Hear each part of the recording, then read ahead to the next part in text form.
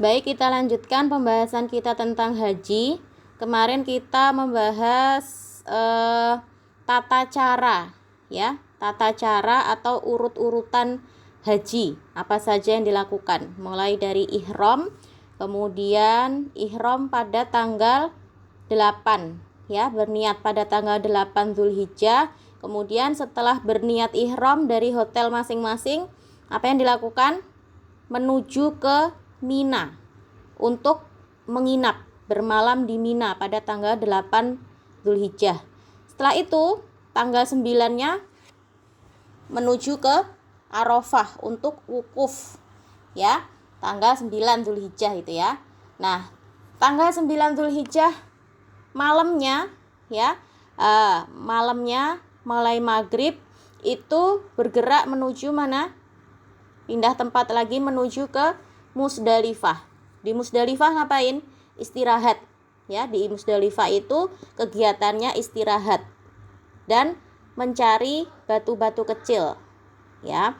Setelah itu lewat tengah malam, ya, atau setelah subuh itu bergerak menuju ke Mina. Kembali lagi ke Mina.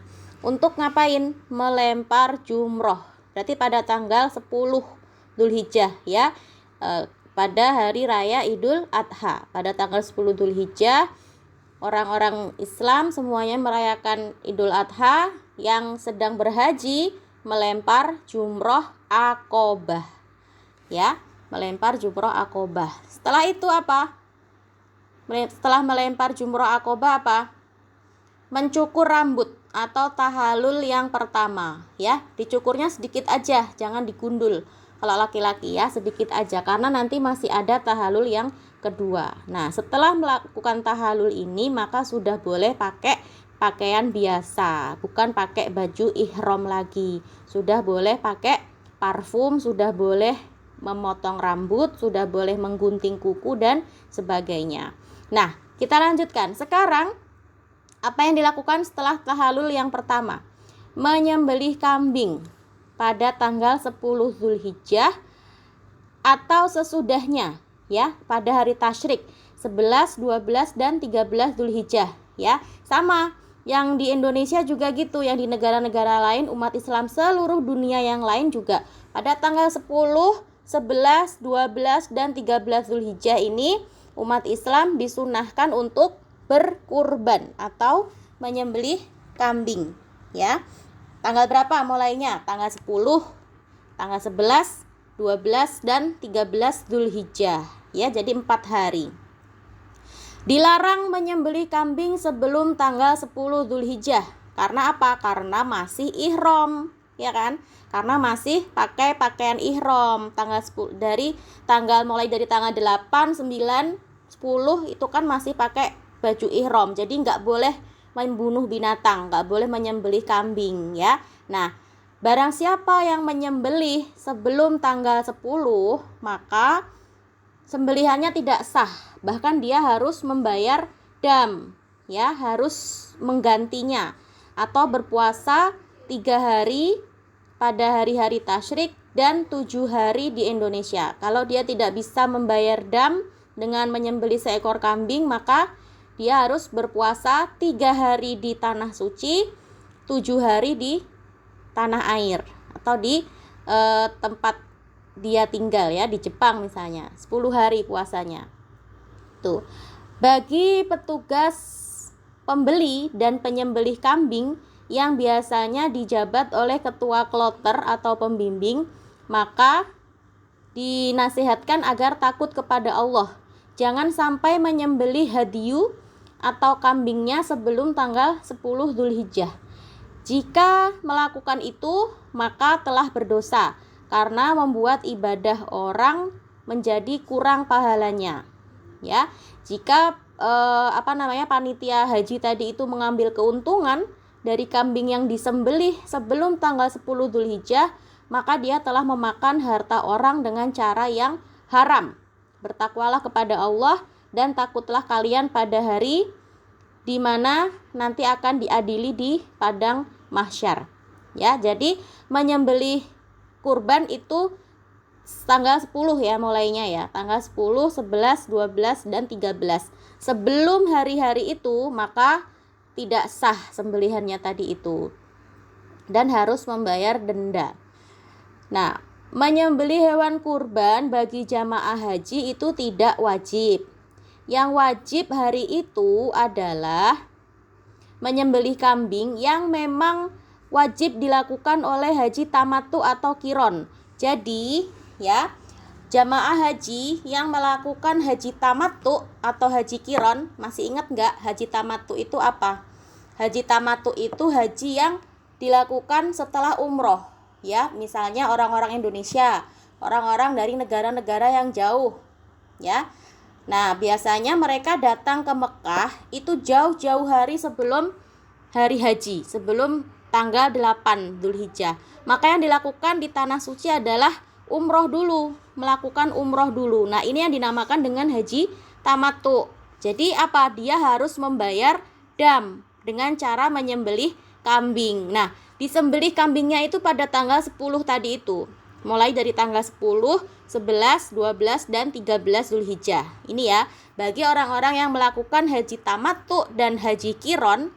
Kalau haji kiron itu adalah haji yang niatnya jadi satu, ya, umroh dan haji dilakukan sekaligus. Jadi niatnya dua, ya. Niatnya dua, haji dan umroh dilakukan sekaligus. Nah, ini juga mendapat harus membayar dam. Nah, damnya ini, ya, dendanya ini dibayarkan pada tanggal 10, 11, 12 dan 13. Nah, bagi orang-orang yang tidak membayar dam, maka tidak wajib menyembelih hewan kurban, gitu ya. Nah, kambing ini tadi, kambing yang disembelih ini tadi disebut dengan hadiyu. Ya, hadiyu. Jangan sampai tertipu dengan sebagian orang yang tidak takut kepada Allah, yang mewajibkan memotong hewan kurban di waktu itu. Padahal itu tidak wajib, hanya karena semata-mata ingin meraih keuntungan yang banyak. Ya, jadi yang namanya manusia itu sifatnya bermacam-macam. Meskipun di tanah suci, meskipun sedang beribadah haji, tapi yang namanya manusia itu ada yang baik, ada yang jahat. Ya, banyak orang yang mengambil kesempatan, ya, untuk apa? Untuk mengambil keuntungan sebanyak-banyaknya. Dengan cara apa? Menipu orang lain. Ya, banyak sekali, meskipun itu di Mekah, meskipun itu pada saat haji. Orang nggak takut sama Allah. Ya, nah, dia apa? Menipu orang lain, ya. Untuk apa? Untuk berkurban, ya, untuk membeli hewan kurban sama dia. Padahal orang yang sedang haji itu tidak wajib menyembelih hewan kurban. Nah, yang apa? Yang melakukan haji ifrad. Nah, itu tidak wajib menyembelih kurban. Nah, kalau ada orang yang bilang orang yang haji itu wajib menyembelih kurban, ya, berarti dia apa? Berarti dia tidak takut sama Allah. Karena apa? Mau meraih keuntungan yang banyak tadi itu ya, dengan berjualan kambing. Gitu ya. Kemudian apa yang dilakukan setelah selesai melakukan apa tadi? Memotong kambing. Setelah selesai membayar dam, apa yang dilakukan? Tawaf ifadah. Nah, setelah tahalul tadi ya, tahalul setelah mencukur rambut, kemudian kan pakai baju biasa. Bukan pakai 2 lembar kain lagi ya. Sudah boleh pakai baju biasa. Kemudian berangkat menuju Mekah lagi, ya. Ke Ka'bah, ke Masjidil Haram untuk tawaf ifadah. Lakukan tawaf sebagaimana biasa, yaitu sebanyak 7 kali putaran. Lalu sholat sunnah 2 rakaat di belakang makom Ibrahim. Kemudian mengarahlah ke tempat keran air Zam-Zam untuk minum sebanyak-banyaknya. Nah, ini ya, tawaf ifadah. Ini waktunya bebas, ya. Nah, jadi kalau misalnya perempuan sedang berhalangan gitu ya, sedang haid, ini ditunggu sampai selesai dulu haidnya, boleh. Ya, jadi yang namanya tawaf itu kan harus dalam keadaan suci. Karena tawaf itu seperti sholat. Nah, kalau orang haid kan nggak boleh sholat. Sama juga orang haid nggak boleh tawaf. Makanya kalau misalnya sedang haji, kemudian lagi halangan gitu ya perempuan, ditunggu sampai selesai dulu, sampai suci, baru kemudian melakukan tawaf ya. Nah, setelah tawaf apa yang dilakukan? Sa'i ya. Sa'i adalah berlari-lari kecil dari Bukit Sofa ke Marwah ya. Sebanyak berapa kali? 7 kali. Dari Sofa ke Marwah dihitung 1 kali. Kemudian balik lagi dari Marwah ke Sofa dihitung 2 kali ya. Terus ya, bolak-balik dari Sofa ke Marwah sebanyak 7 kali. Nah, setelah melakukan sa'i, maka sudah dianggap bertahalul yang kedua ya. Namun tanpa bercukur lagi, jadi sudah tidak bercukur lagi. Nah, setelah selesai sa'i ini maka sudah boleh melakukan semua yang sebelumnya dilarang ya. Jadi sudah selesai.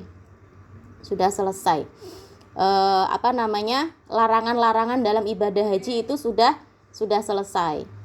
Nah, tawaf ifadah dan sa'i itu boleh dilakukan pada hari tasyrik ya. Jadi boleh dilakukan dari tanggal 11, 12 dan 13 Zulhijjah, atau boleh juga dilakukan di setelah tanggal 13 itu, di sisa hari-hari haji lainnya selama kita masih ada di Mekah ya. Jadi nggak ada batasan waktunya, tapi lebih cepat lebih bagus ya. Lebih cepat lebih bagus. Jadi itu ya, tawaf ifadah dan sa'i itu tidak harus langsung tanggal 11, 12, 13, enggak ya. Boleh misalnya masih capek atau misalnya masih rame sekali ya, demi alasan keamanan, demi alasan kesehatan misalnya, agak nanti-nanti dulu deh misalnya, itu boleh. Tapi kalau lebih cepat dilakukan maka lebih baik. Kemudian apa yang dilakukan setelah sa'i? Mabit atau bermalam di Mina. Selesai tawaf ifadah dan sa'i di Mekah, maka kembali lagi ke Mina untuk bermalam selama 2 atau 3 hari ya. Bermalam di sana itu wajib. Selama 3 hari di Mina, sholat duhur, asar, maghrib, dan isya itu dikerjakan secara qashar. Jadi 3 hari di Mina itu sholatnya di qashar. Jadi sholat duhur 2 rakaat, kemudian asar 2 rakaat ya. Tapi dikerjakannya tetap pada waktunya. Jadi zuhur tetap di waktu zuhur, asar tetap di waktu asar, maghrib tetap di waktu maghrib, isya juga tetap di waktu isya. Tapi sholatnya di qashar, 2-2 saja ya. Kecuali maghrib ya, kalau maghrib nggak bisa di qashar, maghrib tetap 3 gitu ya. Selama 3 hari di Mina, sholatnya di qashar. Nah, siang hari tanggal 11, setelah sholat zuhur, berangkat ke 3 jumroh. Ini masih di Mina, melempar jumroh lagi 3-3-nya ya. Jumroh ula, jumroh wusta, dan jumroh akobah. Dan ambil batu di mana saja di sekitar situ sebanyak 21 biji. Karena apa? Karena ada 3 tempat. Di jumroh ula 7 batu, jumroh wusta 7 batu, dan jumroh akobah juga 7. Jadi 21 totalnya ya. Kemudian berangkat ke tempat pelemparan dan lemparlah ke 3 jumroh tersebut, yang dimulai dari jumroh sugro dekat Masjid Khaif sebanyak 7 lemparan. Di jumroh ula atau jumroh sugro ini lakukan beberapa amalan berikut. Yang pertama, ketika melempar di sini menghadap ke arah jumroh ya, menghadap ke arah jumrohnya. Nanti ada tembok gitu ya, di sana ada dinding gitu ya. Dengan menjadikan Mekah sebelah kirimu dan Mina sebelah kananmu. Lemparlah jumroh sugro dengan batu kecil sambil mengucap Allahu Akbar setiap kali melempar. Kemudian yang ketiga, carilah tempat yang sepi untuk berdoa di sini dengan menghadap kiblat sambil mengangkat tangan. Kemudian setelah di jumroh ula, kemudian menuju ke jumroh wusto atau yang ada di tengah. Dan sama melakukan seperti yang di tempat yang pertama tadi, ya, melempar sebanyak 7 kali lemparan dengan mengucap Allahu Akbar. Setelah itu berdoa, ya, menghadap kiblat. Selanjutnya menuju ke jumroh akobah, ya, sama juga yang dilakukan, melempar 7 batu juga, dan setiap lemparan mengucapkan Allahu Akbar, ya. Di sini tidak dianjurkan berdoa, tapi langsung pergi. Nah, inilah yang dilakukan pada tanggal 11 Zulhijjah. Kemudian pada tanggal besoknya lagi, tanggal 12 dan 13 Zulhijjah, dilakukan lagi yang tadi, sama, melempar di 3 jumroh tadi, ya. Jumroh ula, jumroh wusto, dan jumroh akobah. Jadi selama 3 hari berturut-turut, itu yang dilakukan adalah melempar jumroh. Nah, kalau kita sedang terburu-buru, maka boleh meninggalkan Mina pada tanggal 12 Zulhijjah, ya. Jangan sampai kedapatan waktu maghrib. Maka kalau kita maghrib masih ada di Mina, maka kita harus menginap lagi di situ. Jika selesai melempar jumroh pada tanggal 13 Zulhijjah, dan inilah yang lebih utama, maka sudah dianggap selesai menyelesaikan ibadah haji. Semoga ibadah hajinya mabrur. Nah, setelah selesai melempar jumroh di 3 hari berturut-turut tadi itu, ya, maka apa yang dilakukan? Tawaf wada atau tawaf perpisahan. Tawaf wada atau tawaf perpisahan ini hukumnya wajib dilakukan jika seseorang sudah mau meninggalkan Mekah, ya. Lakukan tawaf wada sebagaimana halnya tawaf ifadah seperti biasanya, tapi dengan memakai pakaian biasa, tidak pakai baju ihram lagi, ya. Kalau sudah melakukan tawaf wada, maka sudah, artinya apa? Sudah mau meninggalkan Mekah, gitu ya. Nah, sekarang yang terakhir, apa hikmah dari ibadah haji? Haji itu adalah ibadah yang hanya dilakukan setahun sekali, ya, yang Allah syariatkan kepada para hambanya. Dan haji ini mempunyai manfaat yang luar biasa dan tujuan yang sangat besar yang akan membawa kebaikan di dunia dan di akhirat.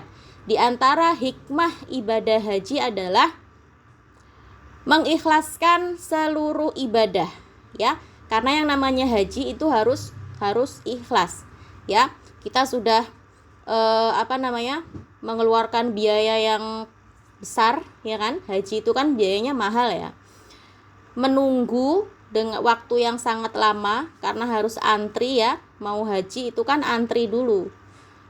Sudah keluar uang yang banyak, keluar tenaga, ya, keluar apalagi waktu, harus menyisihkan waktu untuk cuti kerja misalnya kan. Nah, itu harus ikhlas semuanya, ya. Nah, kalau kita melakukan haji, maka itu kita harus mengikhlaskan seluruh ibadah. Dengan melakukan haji berarti kita belajar untuk mengikhlaskan seluruh ibadah. Kemudian dengan berhaji itu akan mendapatkan ampunan dari dosa-dosa kita dan balasannya adalah surga. Kemudian dengan berhaji kita juga bisa saling mengenal dan saling menasehati karena kita bertemu dengan banyak orang dari banyak negara dengan berbagai macam sifatnya, ya. Kemudian dengan berhaji juga menjadikan diri kita lebih taat kepada Allah. Dengan berhaji juga kita bisa menolong dan berbuat baik kepada sesama, ya. Dan dengan berhaji juga kita jadi bisa menyembelih kurban, ya, yang tadi dengan membayar dam tadi itu, ya. Oke, sudah selesai pelajaran kita tentang haji, ya. Semoga kita dimampukan Allah untuk bisa menunaikan ibadah haji. Amin ya Robbal Alamin. Oke, sudah selesai pembahasan kita untuk hari ini.